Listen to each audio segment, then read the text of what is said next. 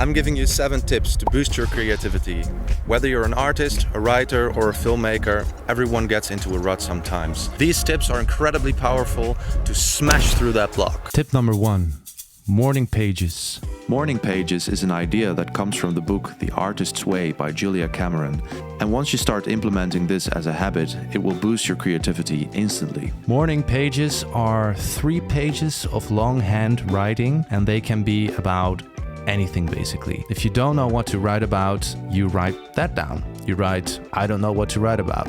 And sometimes I just write down, I'm drinking a cup of coffee right now and it's tasting good. I had a good night's sleep. I dreamt about this and I dreamt about that and it was really nice. Or it was not so nice if it was a bad dream. What this gives you is that you will get into a creative flow by removing all of the clutter that's in your mind. And I want to share this quote with you from the book. It is very difficult to complain about a situation morning after morning, month after month, without being moved to constructive action. The pages lead us out of despair and into undreamed of solutions. And what's really rewarding about the morning pages is that there is always some sort of surprise in the middle. When you first start off, you might not really want to do it because it's just writing 3 pages of nothing. But there is always this surprise happening, this moment of clarity that you might want to pick up a new language, or you might want to paint a wall inside of your house, or you might want to buy a new notebook, whatever it is, or you get a really good creative idea. It can be anything. The thing is that it will open up this creative flow within you and it just stays open all the time. And that's just really useful for later in the day when you might work on a really serious project or something that has a deadline and you're still in this creative flow because in the morning you wrote your morning pages. Number 2, steal like an artist. This is the core concept and also the title of a little book by Austin Kleon. And its main premise is that everything comes from something already. We don't have to reinvent the wheel all of the time. It's highly uncommon that people will come up with 100% original ideas.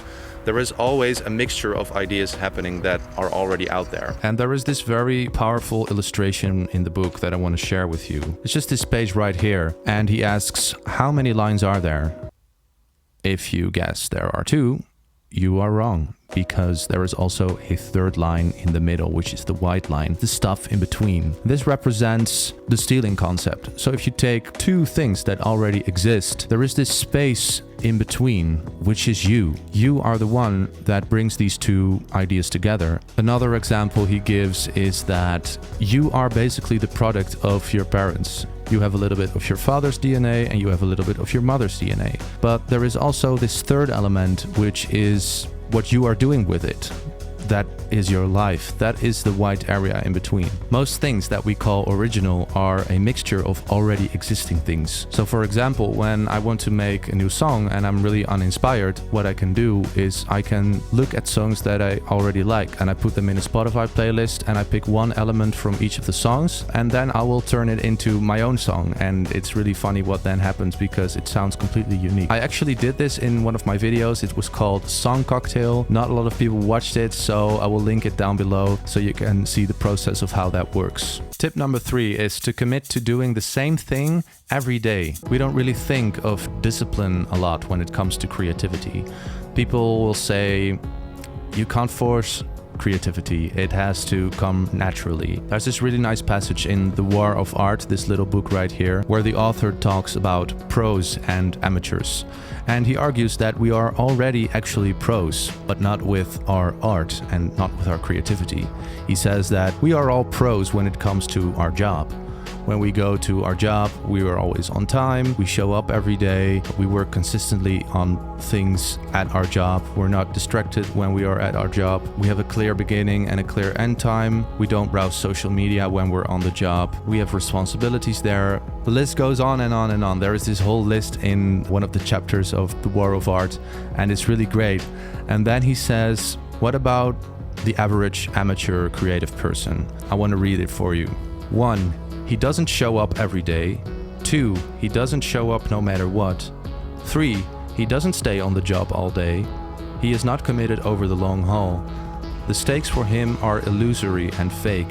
He does not get money, and he over-identifies with his art. He does not have a sense of humor about failure. The amateur has not mastered the technique of his art, nor does he expose himself to judgment in the real world. When I first read that, it was a really big blow to my ego, because it kind of sounds like he was talking about me. And I think a lot of people can relate with this. We really don't take our own art so serious. We go to our job, we make appointments, we are on time, we are reliable. And when it comes to our art, we just do it whenever we feel like it. And that's just super weird if we really want to take it seriously. So actually having more an attitude of professionalism when it comes to creativity is a really good thing to do, even if we don't really consider ourselves to be a professional yet. Because doing one thing every day will become better and better over time. And that leads really nicely in the next tip, which is tip number 4. Embrace the process. So naturally, when we're only doing one thing every day, we can become quite stressed or frustrated or even bored with what we are doing. And in Mastery, the book by Robert Greene, he argues that this is a good thing. Going through the dull moments hardwires the skills in your brain. When it comes to mastering a skill, time is the magic ingredient. Assuming your practice proceeds at a steady level, over days and weeks, certain elements of the skill become hardwired. The panic disappears after repeated exposure. The frustration is a sign of progress, a signal that your mind is processing complexity and requires more practice. The insecurities will transform into their opposites when you gain mastery. Trusting this will all happen. You will allow the natural learning process to move forward, and everything else will fall into place. I just quickly want to add that Robert Greene is a big fan of the 10,000 hour rule, which basically says that if you put 10,000 hours work into something, you will become a master at it. You will attain mastery. Tip number 5.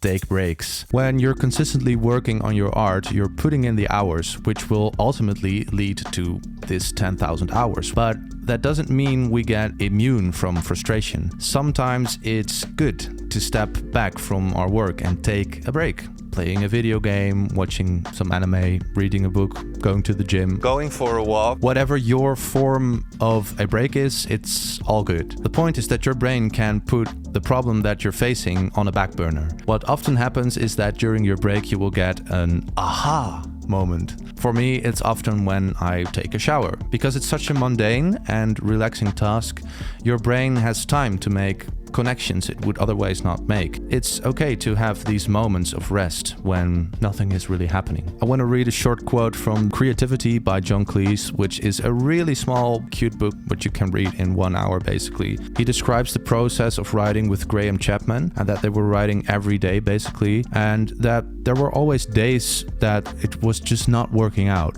and it was just considered normal. We came to understand that the blockages weren't an interruption in the process, they were part of it. For example, when you eat, the bit where the fork returns empty to your plate isn't a failure. It's just part of the eating process. I think that's just such a strong quote.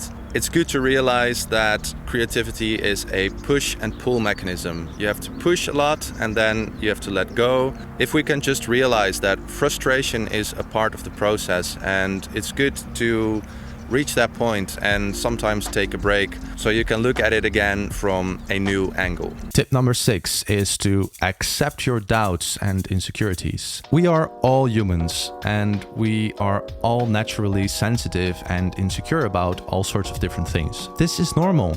So we shouldn't beat ourselves up about it. In Rick Rubin's book, he explains that artists are often the most sensitive people and that it is exactly the reason why they chose art. Self-doubt lives in all of us, and while we may wish it gone, it is there to serve us. Flaws are human, and the attraction of art is the humanity held in it. If we were machine-like, the art wouldn't resonate. It would be soulless. With life comes pain, insecurity, and fear. The people who choose to do art are many times the most vulnerable. So, incorporating our doubts, insecurities, and other sensitive parts are exactly what we need to embrace to make our art deeper and more meaningful. Tip number 7, meditation. Whenever you're stuck on something, it is often because you're focusing too much on it from one angle. We need to think more outside of the box. But how do we do that? Our mind needs to quiet down and remember ourselves that we are not our mind. It is our servant, not our master. Because we all have this voice in our head that's constantly commenting on everything.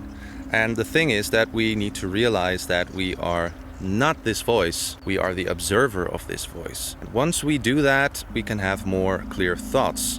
And a great way to do that is through meditation. Through meditation, you can focus on something completely different than the mind, like your breath. And this way our mind can calm down. After meditating, we can see our work in a fresh and open way. I want to read a quote from The Untethered Soul by Michael Singer. In the chapter The Voice Inside Your Head, he speaks about to be aware that you are watching the voice talk is to stand on the threshold of a fantastic inner journey. If used properly, the same mental voice that has been the source of worry, distraction, and general neurosis can become the launching ground for true spiritual awakening. Come to know the one who watches the voice, and you will come to know one of the great mysteries of creation. I don't know about you, but I just find it really inspirational, especially that last sentence. And you will come to know one of the great mysteries of creation. And that's it for my 7 tips to help you boost your creativity. I hope you'll give these tips a chance and please share your experience below. Thank you for watching and don't forget to like, subscribe and click the bell for more videos like this. See you in the next video.